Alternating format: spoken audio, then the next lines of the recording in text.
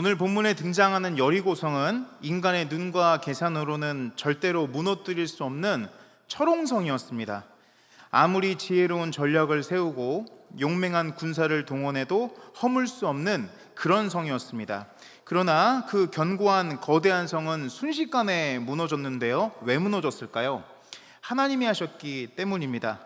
여리고성 정복 사건은 우리의 상식과 계산을 뛰어넘어 일하시는 전능하신 하나님, 그리고 인간의 그 어떤 노력이나 공로도 틈타지 못하게 하시고 오직 하나님의 권능으로 기이한 승리를 선사하시는 하나님의 절대적인 주권을 보여주는 대표적인 사건 가운데 하나입니다.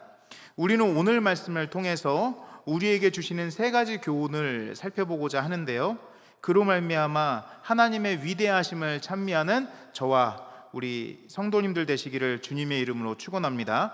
본문이 주는 첫 번째 교훈은 하나님께서는 인간의 생각과 한계를 완전히 초월하여 일하신다라는 것입니다. 오늘 본문 1절 말씀은 이스라엘 백성들이 직면한 여리고성의 실상을 기록하고 있는데요. 1절 말씀 제가 읽겠습니다. 이스라엘 자손들로 말미암아 여리고는 굳게 닫혔고 출입하는 자가 없더라. 여기서 굳게 닫혔다라는 말은 단순히 문이 잠겼다라는 말이 아니라요, 성경 원어를 좀 살펴보면 단어가 중복 강조되어서 그 누구도 절대로 열 수 없을 만큼 철통같이 잠겼다라는 뜻을 갖고 있습니다. 역사적 고고학적으로 여리고성은 외벽과 내벽으로 이루어진 이중 구조의 견고한 요새였습니다. 경사로 위에 수미터 높이의 거대한 성벽이 올려져 있어서 사실상 외적의 침입이 불가능했었고요. 성 내부에는 자체 샘물이 흐르고 또한 곡식도 쌓여 있었기 때문에 수년 동안 공성전을 버틸 수 있는 완벽한 준비가 되어 있는 성이 바로 여리고성이었습니다. 반면 이스라엘 백성들은 어떻습니까? 현실적인 상황은 이렇죠. 40년 동안 광야를 방황하던 오합지졸에 불과했고 성벽을 파괴할 만한 어떤 공성 무기나 사다리 하나 없는 비무장 상태나 다름없었습니다. 그야말로 인간의 이성과 계산으로는 정복이 절대로 불가능한 그런 한계 그 자체였던 것이죠. 그런데 그 절망적인 순간에 선포되는 2절 말씀에 하나님의 위대하심이 드러나는데요. 제가 2절 말씀을 읽겠습니다만 눈으로 한번 같이 보십시오. 제가 읽겠습니다. 여호와께서 여호수아에게 이르시되 보라, 내가 여리고와 그 왕과 용사들을 내 손에 넘겨주었으니. 지금 하나님께서는 여호수아에게 말씀하시는데요, 제일 먼저 말씀하실 때 이 여리고성을 무너뜨리려면 전술이 있어야 된다, 어떤 전략이 있어야 된다라고 말씀하지 않으시고요, 말씀의 첫 시작되는 단어가 보라입니다. 보라. 이건 무엇을 보라는 걸까요? 하나님의 행하실 일을 믿음으로 보라는 겁니다. 하나님이 어떻게 일하실지를 보라는 거예요. 그리고 이 2절에서 사용되어지는 표현이 넘겨주겠다가 아닙니다. 그 왕과 용사들을 내 손에 넘겨주었다. 그러니까 이미 넘겨주었다라는 거예요. 하기도 전에, 전쟁도 하기 전에 끝난 게임이라는 거예요. 누가 말씀하시죠? 하나님이 말씀하십니다. 그러니까 이 이스라엘의 눈앞에는 여전히 난공불락의 여리고성이 서 있습니다. 또한 적들도, 훈련된 적들도 그 안에 상당히 많이 대기하고 있습니다. 그런데 이 이스라엘 백성의 주인 되시는 하나님께서는 선언하십니다. 이미 승리가 예비되어 있다는 거예요. 하나님이 이 승리를 주시는 이유는 무엇일까요? 이스라엘 백성들이 갖고 있는 어떤 자격, 아니면 그들이 군사적으로 뛰어나서 하나님이 그것을 약속하셨을까요? 아닙니다. 조상들에게 하신 약속을 지키시는 하나님의 은혜와 신실함 때문이었던 거예요. 그러니까 순전히 하나님 때문에 승리가 약속되었다는 것이죠. 우리도 한번 생각해 보겠습니다. 우리가 죄와 사망 권세를 이기고 영원한 구원을 얻은 것도 우리의 어떠한 뛰어남, 아니면 우리가 갖고 있는 어떤 기질 때문입니까? 전혀 아니죠. 오직 예수 그리스도의 십자가 은혜 때문에 우리가 영원한 구원을 얻은 것이죠. 그렇기 때문에 우리가 첫 번째 생각해 보셔야 될 건요, 우리의 눈앞에도 사실은 불가능한 여리고성이 있습니다. 우리의 일상을 살아내는 상황과 우리의 일상 속에서도 보면 우리가 도저히 해결해낼 수 없는 여리고성이 늘 우리의 인생을 막아서는 것 같습니다. 그런데 그럴 때 우리가 믿는 자로서 마땅히 해야 되는 것은 그 상황과 환경 속에서 좌절하고 낙담하라고 성경은 가르쳐주고 있지 않다라는 겁니다. 승리의 여부는 어디에 있느냐? 나의 능력과 환경에 달린 것이 아니라 이미 승리를 완성하시고 선포하시는 전능하신 하나님의 손에 있다라는 것을 믿으시기를 주님의 이름으로 축원드립니다.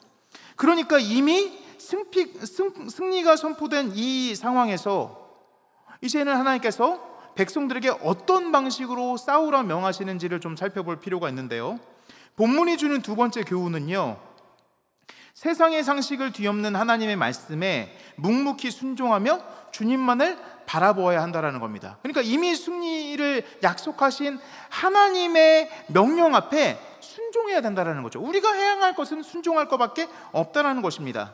하나님께서 여리고를 무너뜨리기 위해 내리신 지침은 사실은 세상의 군사 상식으로는 도무지 이해할 수 없는 명령이었는데요, 3절에서 5절 말씀을 제가 읽겠습니다. 너희 모든 군사는 그 성을 둘러 성 주위를 매일 한 번씩 돌되 엿새 동안을 그리하라.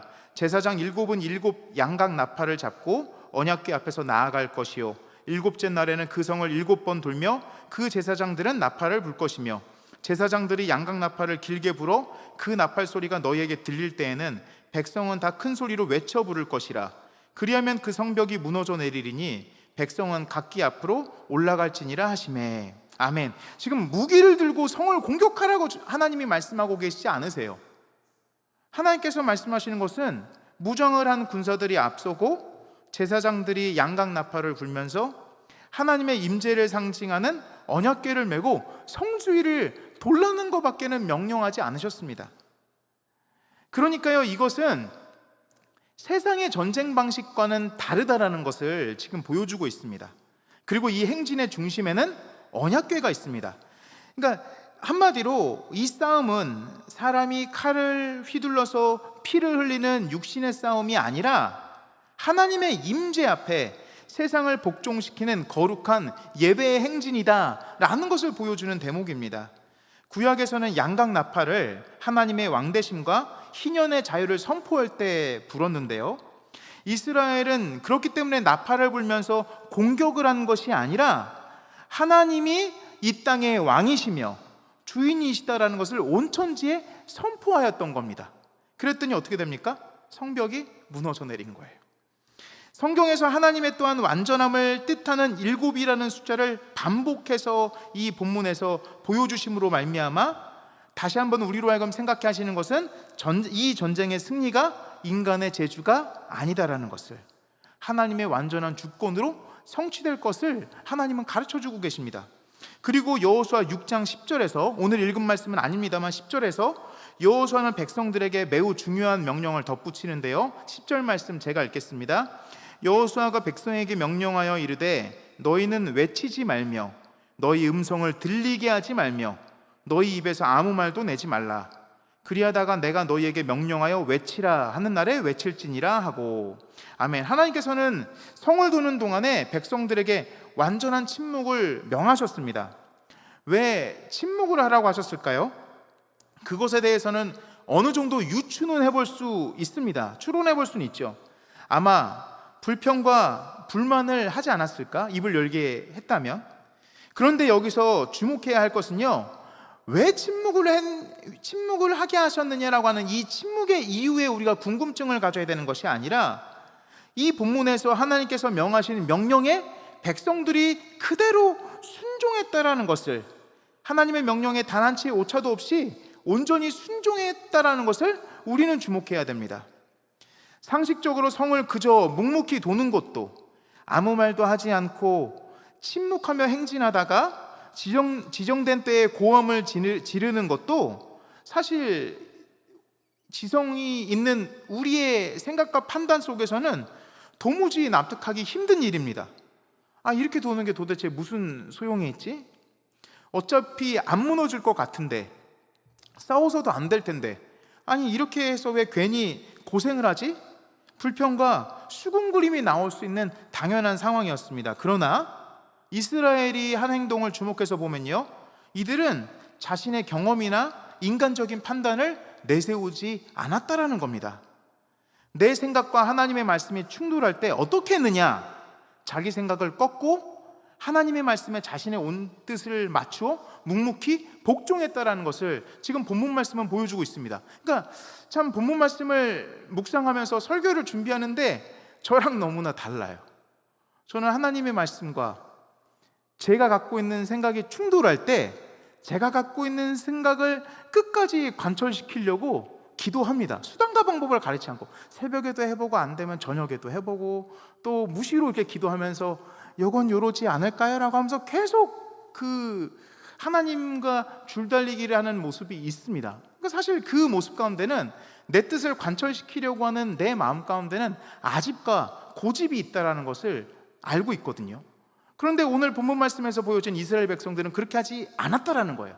어떻게? 순종했다라는 겁니다. 불평과 불만이 나올 수 있는 상황이지만 그것들을 모두 내려놓고 하나님의 뜻에 순종했다라는 것이죠.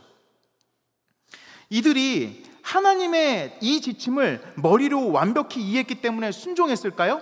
그건 아닙니다. 나를 부르신 하나님 그분 자체가 신실하시며 또한 지금은 이해되지는 않아도 하나님의 시간에 가장 오차 없이 일하실 분임을 믿었기 때문에 말씀 그대로 발걸음을 옮긴 것이죠. 우리가 하나님 말씀에 순종하여 걸어갈 수 있는 것조차 우리의 인품이나 의지력이 훌륭해서가 아닙니다. 엄밀히 따지면 하나님께서 성령으로 우리 마음에 소원을 두시고 순종할 수 있는 힘과 믿음을 공급해 주셨기 때문에 우리가 순종할 수 있는 것이죠. 그렇기 때문에 순종은 내가 하나님께 내세울 수 있는 공로가 아니라 전능하신 하나님의 능력이 내 삶에 흘러들어오는 복된 은혜의 통로가 됩니다. 그러니까 이 말씀을 우리가 붙들고 반대로 하나님께 기도할 수 있습니다. 내가 내 의지와 노력으로 순종할 수 없다는 것을 지금 말씀드렸잖아요. 그럼 어떻게 하는 거죠? 순종할 수 있도록 기도하는 겁니다. 하나님, 내가 순종할 수 있는 힘이, 능력이 하나도 없습니다. 그러니까 성령께서 나로 하여금 하나님의 말씀에 순종할 수 있도록 붙들어 주십시오. 그러면 어떻게? 하나님이 그렇게 인도해 가신다고요. 나를 그렇게 만들어 가신다라는 것입니다. 그렇다면 이제 자기 상식을 내려놓고 하나님의 말씀에 철저히 순종하여 걸어간 끝에서 백성들이 맞이한 결과는 무엇일까요?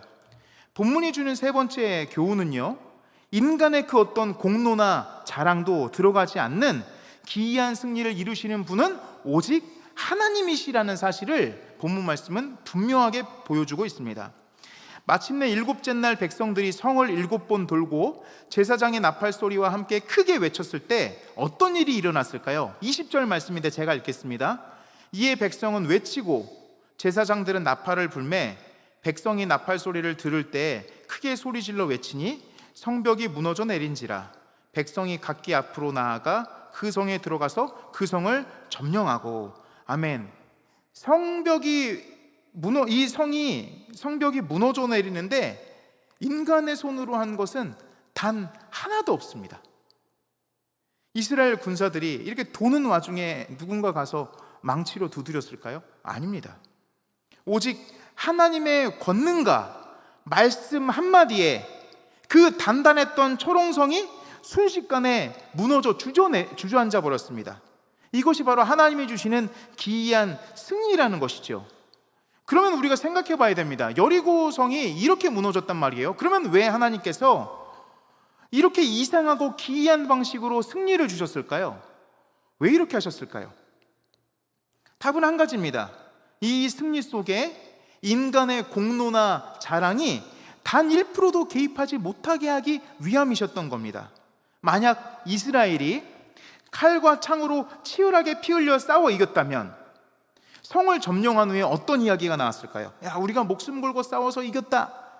물론 하나님이 하셨지만, 하나님이 이 전쟁을 주관하셨지만 우리가 방패를 들고 나가서 싸워 이겼다. 혹은 나의 용맹함으로 이성을 무너뜨렸다라고 하면서 자기 공로를 자랑했을지도 모릅니다.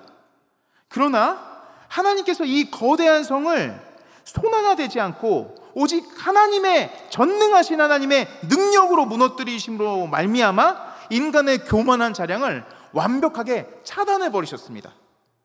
그러니까 이들이 어떻게 고백할 수밖에 없어요? 하나님이 하셨다라고밖에 할 수 없는 거예요. 하나님이 하셨다. 그리고 오직 주님께만 영광을 돌립니다라고 고백할 수밖에 없다라는 것이죠.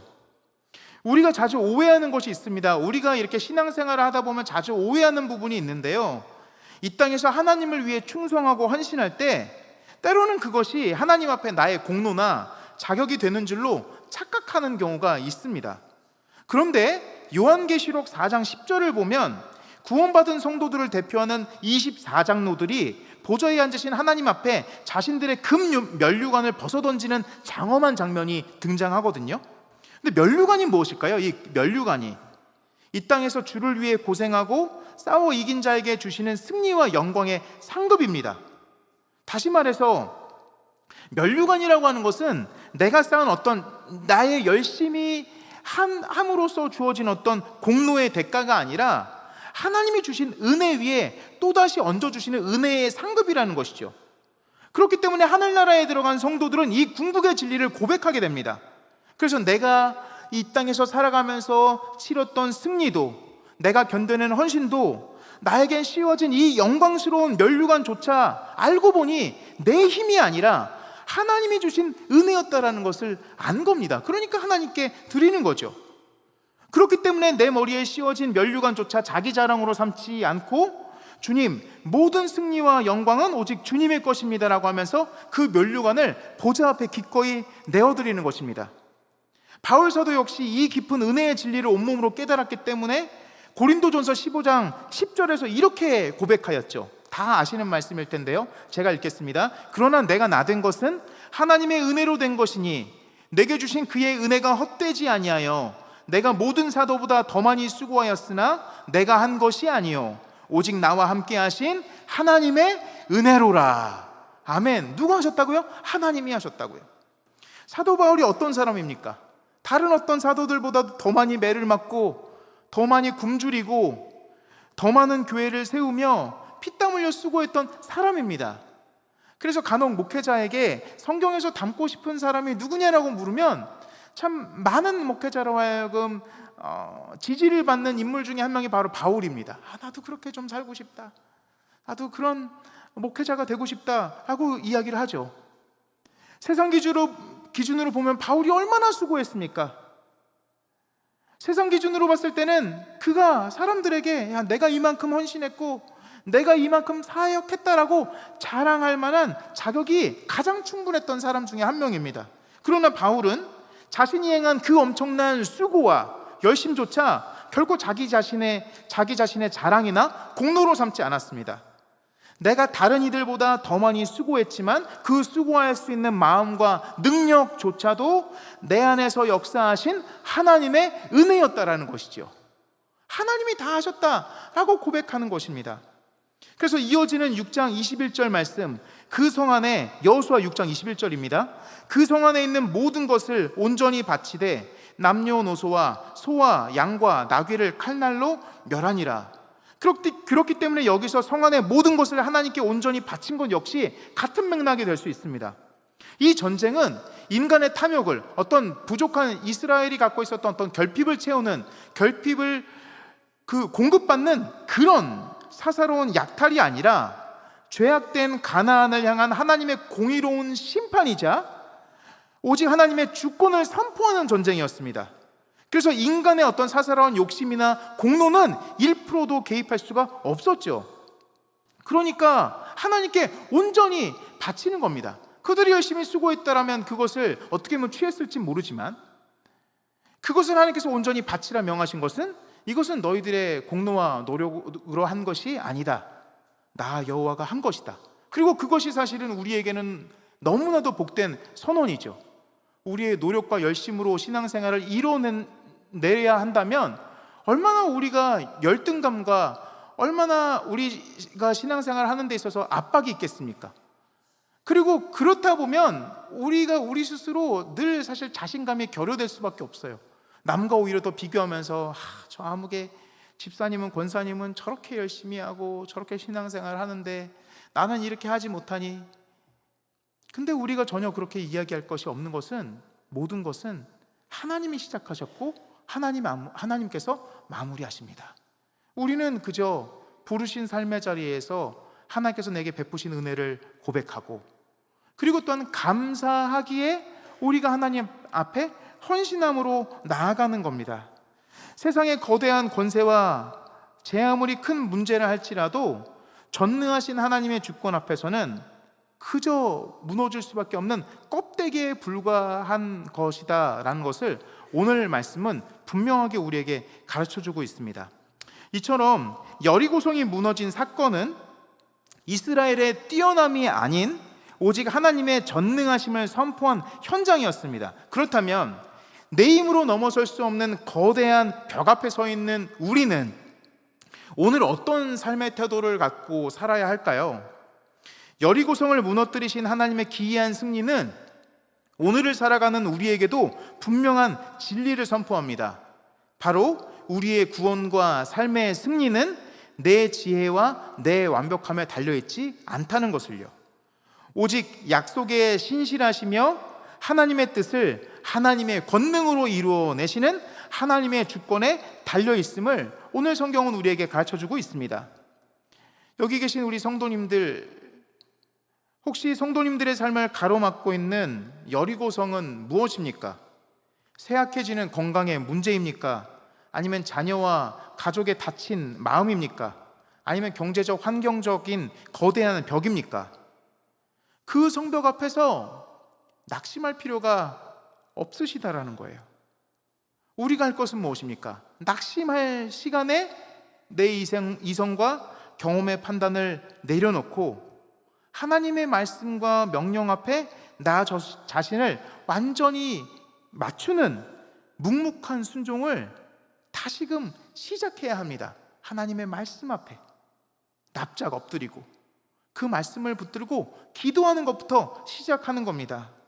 내 무능함을 인정하고 주님의 말씀을 순종할 때 하나님의 전능하신 역사는 시작됩니다. 지금 당장은 내 삶에 아무런 변화가 없는 것처럼 보일지라도 그렇기 때문에 낙심할 필요가 없습니다. 여리고성을 매일 한 바퀴씩 돌 때 엿새 동안은 성벽에 단 하나의 금도 가지 않았습니다. 그러나 하나님의 약속을 믿고 묵묵히 걸어갔을 때 하나님의 때에 성벽은 한순간에 무너져 내렸습니다. 우리가 오늘 기억해야 될 것은 무엇입니까? 우리에게도 하나님께서 약속하신 하나님의 때가 있다라는 겁니다. 내 때가 아니라. 그러니까 내 때로만 자꾸 생각하니까 스트레스 받는 거예요. 그죠? 스트레스 받으면 머리털이나 빠지고, 그러니까 괜히 그러실 거 없어요. 오히려 머리털이 없으시면 더 빠질 일이 없어서 더 잘 됐다 생각하시고 하나님의 말씀 앞에 납작 엎드리는 겁니다. 다 이해되지 않아도 신실하신 하나님을 신뢰하며 오늘 나에게 주어진 삶의 자리에서 묵묵히 기도의 한 걸음, 말씀대로 순종하는 그런 말씀을 붙잡고 걸어가는 한 걸음을 내딛어야 됩니다.